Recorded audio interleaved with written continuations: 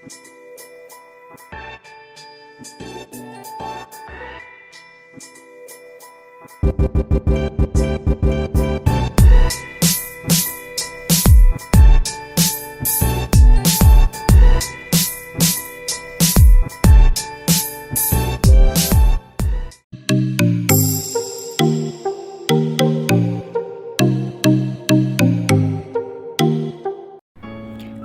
আলাইকুম, আমি ফাহিম আছি আপনাদের সাথে।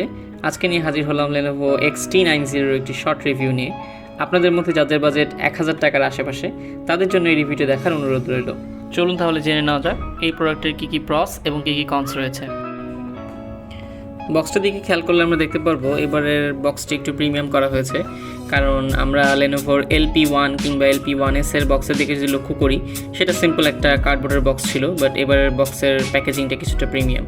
বক্সটির সামনের দিকে এবং বক্সটির পিছনের দিকে প্রোডাক্টের ব্যাপারে কিছু ইনফরমেশন মেনশন করা আছে, যেমন এটি ব্লুটুথের কোন ভার্সন সাপোর্ট করে, এটার কানেকশনের পদ্ধতিগুলো কী, এটার ব্যাটারি লাইফ কেমন।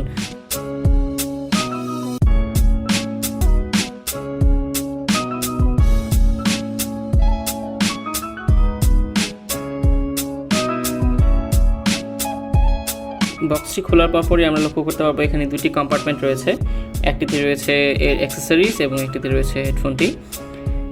এই বক্সটির সাথে কিছু পেপার ওয়ার্কস আসে, যেগুলোর মধ্যে এটার ইউজার ম্যানুয়াল এবং ওয়ারেন্টি কার্ডটি রয়েছে।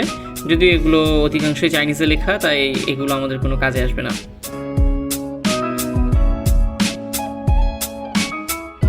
এবার কম্পার্টমেন্টগুলোর দিকে লক্ষ্য করলে প্রথমে পেয়ে যাচ্ছি একটি বক্স, যার ভিতর চার্জিং কেবলটি রয়েছে।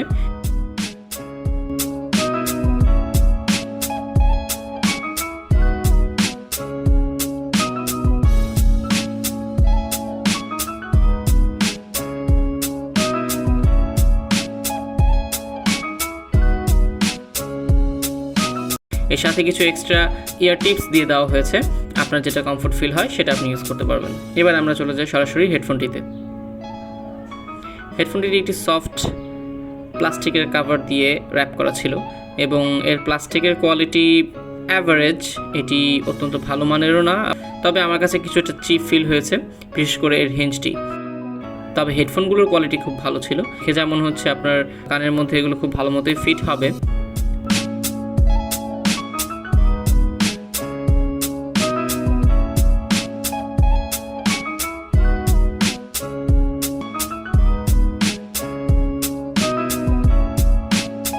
বক্সটির নিচে আমরা লক্ষ্য করতে পারছি একটি USB Type-C পোর্ট আছে। আমরা এটার জন্য Lenovoকে ধন্যবাদ দিতেই পারি, কারণ এখনও অনেক হেডফোনের বক্সের সাথে আমরা মাইক্রো USB পোর্ট দেখে থাকি। হেডফোনগুলো আমার কাছে যথেষ্ট সলিড মনে হয়েছে।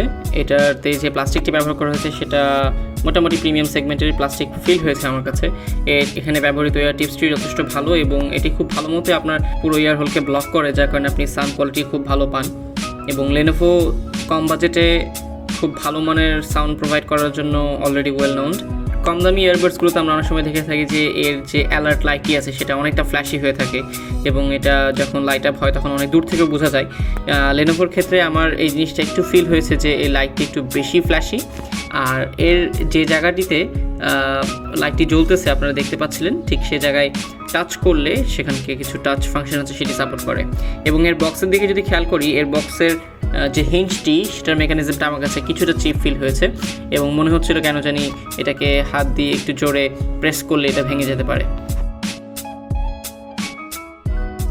এটি কানেক্ট করার ওয়েটি খুব সহজ। প্রথমে আপনার মোবাইল ফোনের ব্লুটুথটি আপনাকে অন করে নিতে হবে। অন করার সাথে সাথে আপনি অ্যাভেলেবেল ডিভাইসে গেলে লক্ষ্য করতে পারবেন যে Lenovo XT90 ভিজিবল অবস্থায় রয়েছে। আপনি ক্লিক করার সাথে সাথে এটি পেয়ারিং শুরু করবে এবং পেয়ারিং প্রসেসটি খুব সিম্পল, তবে আমার ক্ষেত্রে এটা পেয়ার করতে কিছুটা একটু বেশি সময় নিচ্ছিল।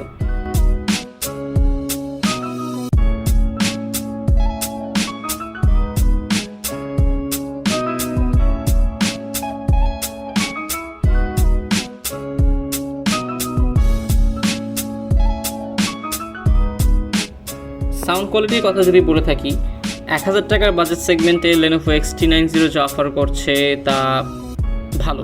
আমি বলবো ভালো, কারণ হচ্ছে যে এত কম রেঞ্জের মধ্যে বাকি যে হেডফোনগুলো রয়েছে তাদের তুলনায় এটি ফার বেটার। এর সাউন্ড কোয়ালিটিতে বেস কিছুটা বেশি, যদিও সেটা সব অতটা ক্রিস্প না। আর আপনি যদি ভয়েসের কথা বলেন বা ভোকালের কথা বলেন, সেটা কিছুটা লো মনে হয়েছে আমার কাছে, যেটা এক্সপেক্টেড এই ধরনের বাজেটের হেডফোনের কাছ থেকে। বাট আপনি যদি বলেন কনসিডারিং দ্য প্রাইস, আমি বলবো এর সাউন্ড কোয়ালিটি বেটার। হেডফোনটি যখন আপনার মোবাইলে কানেক্টেড অবস্থায় থাকবে, তখন আপনি ব্লুটুথের অপশানটিতে গেলে এটাতে কতটুকু চার্জ রয়েছে সেটা খেয়াল করতে পারবেন। হেডফোনের কেসটিকে ফুল চার্জ করলে আপনি আপনার এই ইয়ারবাডসগুলোকে এই কেসের মাধ্যমে অন্তত 3 বার ফুল চার্জ করতে পারবেন। ওভারঅল সাউন্ড কোয়ালিটি এবং বিল্ড কোয়ালিটির কথা বিবেচনা করলে এই প্রাইস সেগমেন্টে আপনি যদি একটি ওয়্যারলেস ইয়ারবাডস কিনতে চান, তাহলে এই প্রোডাক্টটি অবশ্যই আপনার কনসিডারেশনে রাখতে পারেন। তাহলে আজকে এখানেই শেষ করছি। এর পরবর্তী ভিডিও দেখার জন্য আমন্ত্রণ রইল। আল্লাহ হাফেজ।